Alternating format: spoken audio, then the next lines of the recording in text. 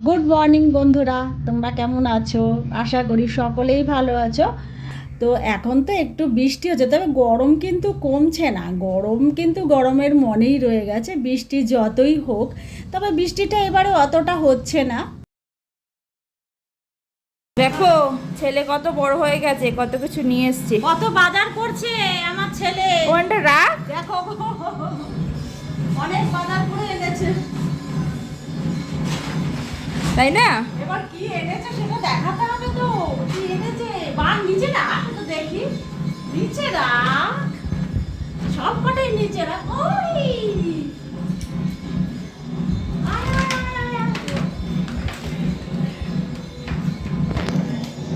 সব নিচে রাখা ছিল, খুব ঠান্ডা। পটলা ফ্রেশ, সব অনলাইন অর্ডার করে আমার বাড়ির নিচে এসে দিয়ে গেল। দারুণ, একেবারে একেবারে ফ্রেশ সব। ওটা দে বাবা, ওই ব্যাগগুলো দে। মুসাম্বি লেবু, এই দেখো সব। আদা। আদা দুটো ব্যাগ নামিয়ে দে।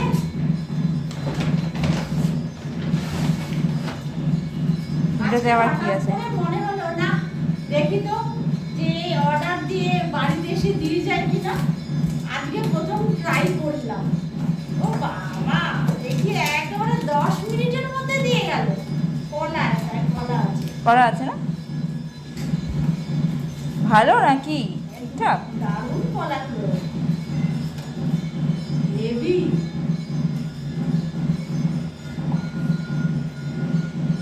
এটা ঠাকুরকে দেওয়ার জন্য। কলা 1 কেজি না 500 নিয়েছিস? 500 500।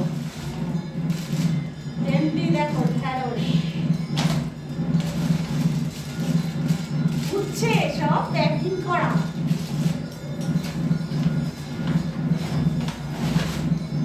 পেঁয়াজ। পেঁয়াজ, কিন্তু এটা কম দিয়েছে গো। এটা গাঠি কচু। গাঠি কচুটা একটু ছোট ছোট দিয়েছে। উম, গাঠি কচু, শসা। শসাগুলো বেশ ভালো। হ্যাঁ, সবই একদম পুরো ঠান্ডা। কাঁচা লঙ্কা, এটাও কাঁচা লঙ্কা। এটাও কাঁচা লঙ্কা। দুটো যেহেতু দিয়েছি, আলাদা আলাদা প্যাকেটে দিয়েছে। লেবু, আমি এই লেবু কিন্তু অর্ডার দিইনি, আমি তো অন্য লেবু দিয়েছি। এ বাবা, তাহলে কি করবে? ও থাক, যা লেগেছে দিয়েছে। কি করবে? এটা তো এই লেবু। এই চিপসটার জন্য ভাই পাগল পাগল এই করছিল। চিপসের জন্য আমার ছেলে পাগল পাগল করছে। এটা ঘুষ। ঘুষ, হ্যাঁ। আলু, এই যে আলু। হবে ওইটুকুনি আলুতে 2 কেজি? আর এইটুকু আলুতে হয় নাকি সারা সপ্তাহের আমার? বাস শেষ। কাল ছিল শনিবার, আর কালকে আমি রান্না করেছিলাম ধোকা। আমার ঘরে ধোকাটা না সবাই খুব ভালোবাসে। আর ধোকার প্যাকেট সত্যিকারের বলতে আমি কিনে আনি আকাশি কালারের একটা ধোকা প্যাকেট আছে, সেটা আমার ভীষণ ভালো লাগে খেতে। সেটা একটা সুন্দর গন্ধ আছে।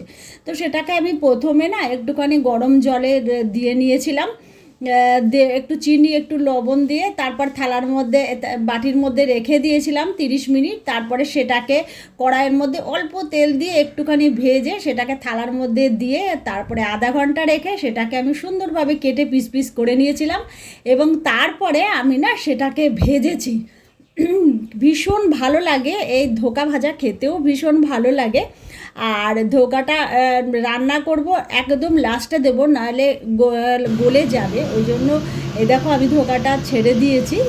এক এক করে আমি সুন্দর ছুরি দিয়ে সুন্দরভাবে কেটে নিয়েছিলাম। কড়াইয়ে আমি তেল দিয়েছি, জিরা সম্বার দিয়ে আমি আলুগুলো দিয়ে দিলাম। এবার আলুগুলো হলুদ লবণ এইসব দিয়ে আলুগুলো একটু ভালোভাবে ভেজে নিতে হবে। ধোকার তরকারি খেতে না ভীষণ ভালো লাগে। লবণ আমি দিয়ে দিলাম। আর এরপরে আমি একটু হলুদ দেব, দিয়ে এবারে আমি ভালো করে নাড়াচাড়া করব।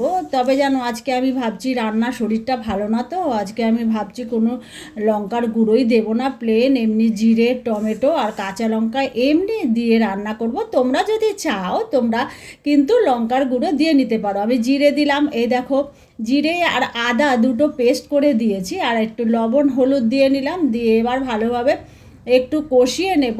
তোমরা যদি চাও তোমরা লঙ্কার গুঁড়ো দিতে পারো, আবার একটু কিন্তু চিনি দিতে হবে, আমি চিনিও একটু দিয়ে দিলাম। তোমরা যদি চাও ওর মধ্যে লঙ্কার গুঁড়ো দিতে পারো, যে যে যেরকম খাবে। কষানো হয়ে যাওয়ার পর আমি তার মধ্যে টমেটো পেস্ট দিয়ে দিলাম, দিয়ে এবার ভালোভাবে নাড়াচাড়া করে এবারে ওর মধ্যে আমি জল দিয়ে দেবো। তোমরা তো জানোই ভালো করে কষানোর পরে জলটা, আর জলটা খুব বেশি দেবো না, আরও কমও দেবো না, কারণ ধোকার মধ্যে না জলটাকে টেনে নেয়। তো আমি জলটা দিয়ে দিলাম, এবারে আমি ভালোভাবে আলুগুলো সেদ্ধ হওয়ার জন্য একটু ঢেকে দেবো। তো আলুগুলো নিশ্চয়ই সেদ্ধ হয়ে গেছে ভালোভাবে, দেখো ধোকাগুলো আমি সব দিয়ে দিলাম। আলুগুলো যতক্ষণ না পুরো সেদ্ধ হয়ে যায় ততক্ষণ কিন্তু ধোকাগুলো ছাড়া যাবে না, তাহলে ধোকাগুলো সমস্ত গলে যাবে। এবার নামানোর আগে এর মধ্যে একটু গরম মশলা দিয়ে দিলে দুর্দান্ত খাবার, একটা তরকারি দিয়েই খেয়ে নিতে পারবে। কিরে সবই যদি তুই, আমরা তো দেখি পঙ্গু হয়ে যাচ্ছি রে। হ্যাঁ হ্যাঁ, তা তুই যদি এখানে সবই আমি কি এনে দিয়ে যায় বাড়ির সামনে, তাহলে আমরা কি করব ওখানে ঘরে?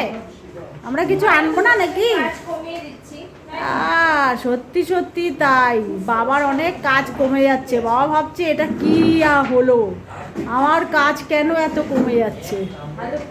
দোকান সদাগুলো বাজার হাট একটু আগে নিয়ে এসছি, সবজি বাজার তো দিয়ে গেল বাড়ির সামনে, আর এখন দিচ্ছে সব দোকান সদাগুলো, সমস্ত দোকান সদা নিয়ে এসছে। এই যে সুজি ফুজি সব নিয়েছে, সারা সপ্তাহে যা যা দরকার সব নিয়ে এসছে। তো চলো হয়েছে, আর আমি সমস্ত জামা কাপড়গুলো এক এক করে গুছিয়ে নিচ্ছি। আর জামা কাপড় আমাদের ঘরে এই রকম জামা কাপড় কাচা, আমরা যেমনি ওই বাড়িতে কাচতাম তেমনি এই বাড়ি। আমরা ভুলেই যাচ্ছি যে আমরা এখন ফ্ল্যাটে এসেছি, যে এখানে মেলার জায়গা নেই। তার সত্ত্বেও কোনো না কিছু জামা কাপড়, বেশ কিছু জানলায় দরজায় বারান্দায় কোথাও বাকি নেই, চারিদিকে খালি জামা কাপড়ই জামা কাপড়। আবার সেগুলো শুকালে আবার পরে কাচ্ছি। জানি না আমার এই কাচার স্বভাবটা, আমার ঘরে সবাই ওই জন্য আমাকে বকে যে তোমার এত কাচো এত নোংরা তুমি কোথায় দেখো। কিন্তু আমি জানি না, আমি একটু পরিষ্কার থাকতে ভালোবাসি, সব কিছুই আমাকে কাছাকাছি স্বভাব। আর সেগুলো ভাঁজ করা, দেখো কাচলাম সেটা শুকিয়ে গেল ঠিক আছে, সেগুলো ভাঁজ করা কিন্তু একটা মুখের কথা না।